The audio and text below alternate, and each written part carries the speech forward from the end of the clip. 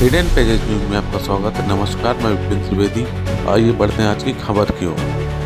Mayor विधायक श्रीकांत चतुर्वेदी कर रहे हैं लगातार महिला जनप्रतिनिधियों का अपमान। जयंती तिवारी।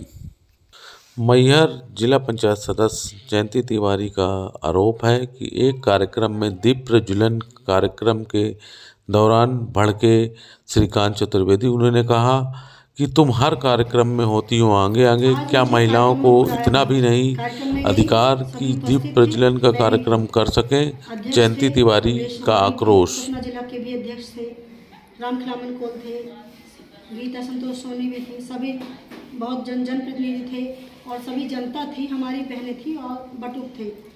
वहाँ पर क्या हुआ, कार्यक्रम हुआ।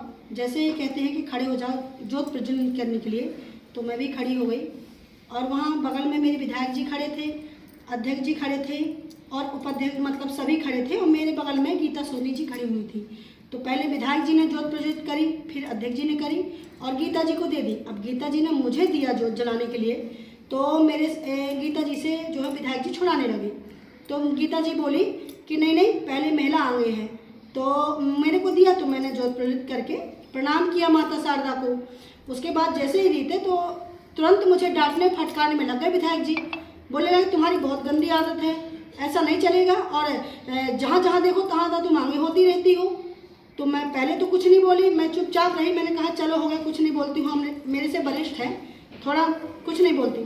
फिर बैठ कर आगे चल के वहाँ मंच में बैठी। अब जब मंच में सबका स्वागत हुआ, लास्ट में मेरा स्वागत करवाया गया, लास्ट में, क्योंकि मैं जनप्रतिनिधि हूँ इसलिए मेरा लास्ट में स्वागत कराया। इसमें भी एक अपमान है मेरा। तो मैंने कहा किनारे हटाइए, फिर मेरा सम्मान ही मत कराइए। फूल और गुलदस्ता मैंने हटा दिया, चाय लेके आया, मैंने कहा इसको भी हटाइए। फिर उसके बाद महात्मा जी थे, उन्होंने भाषण दिया। उसके बाद फिर जब मेरे को बहुत मैं भावुक हो गई, मुझसे कंट्रोल नहीं हुआ कि आखिर मैंने ऐसा कौन सा बड़ा गुनाह कर दिया है। क्योंकि मोदी जी कहते हैं कि महिला सशक्त हो और महिला को सशक्त कर रहे हैं। हमारे डॉक्टर मुख्यमंत्री मोहन यादव जी महिलाओं के चरण धो रहे हैं, उनकी पूजा कर रहे हैं। हमारे शिवराज सिंह जी महिलाओं का सम्मान कर रहे हैं और स्वयं प्रधानमंत्री मोदी जी भी कर रहे हैं। पर यहाँ पर हमारे विधायक जी हैं ऐसे भ्रष्टाचारी में घुसे हैं। जब से विधायक जी बने हैं तब से हर एक जनप्रतिनिधि का अपमान कर रहे हैं। ये बताइए ऐसा अपमान कहाँ तक और कौन सहेगा। मैंने बहुत सहा, आज मैंने बहुत हिम्मत जुटा के, आज मुझसे नहीं रहा गया, तो मैंने अपनी भावना को निकालते हुए मैंने फिर खड़े होकर मंच में कहा कि विधायक जी आप ये बहुत गलत कर रहे हैं, आपको ऐसा नहीं करना चाहिए, क्योंकि मैं एक जनप्रतिनिधि हूँ। तो बोले मैं ऐसा ही करूँगा, मैं विधायक नहीं हूँ, कर लो जो करना हो। फटाक से माइक लिए और मेरी बात को जो है सुनने के बाद उसका चले गए।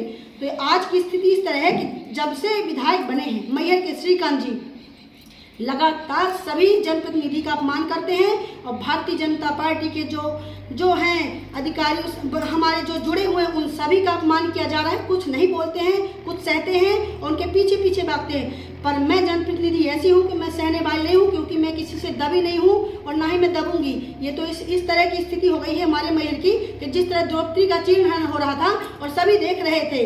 लेकिन आज मैं द्रौपदी का आज इस बार कहने का ये है कि कहते हैं कि द्रौपदी को ही अब स्वयं इस तरह की द्रौपदी जयंती तिवारी स्वयं अपने आप में आगे आत्मनिर्भर बनेगी और ऐसे भ्रष्टाचारियों के खिलाफ मुझे यहाँ से जहाँ तक जाना हुआ, दिल्ली तक भी जाना हुआ, तो मैं इसके लिए लड़ाई लड़ूंगी, क्योंकि मैं किसी से नहीं दबती हूँ।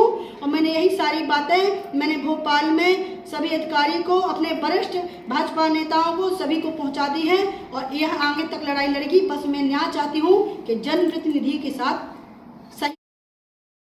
जिस तरह दुर्योधन की सभा में द्रौपदी का अपमान हुआ था और सभी देखते रह गए, उसी तरह आज मेरा भी अपमान हुआ है और सभी देखते रह गए हैं। मेरे आज जनप्रतिनिधि का अपमान हुआ है। ये हमारी बस बात नहीं है, आज मेरे साथ हुआ, कल किसी और के साथ होगा, हर एक जनप्रतिनिधि के साथ होगा। भाजपा के जितने भी हमारे सभी वरिष्ठ हैं वो सभी लोग बोल नहीं पा रहे हैं। इसके लिए मुझे बहुत हिम्मत करनी बोली कि और मैं आगे बोलती रहूँगी।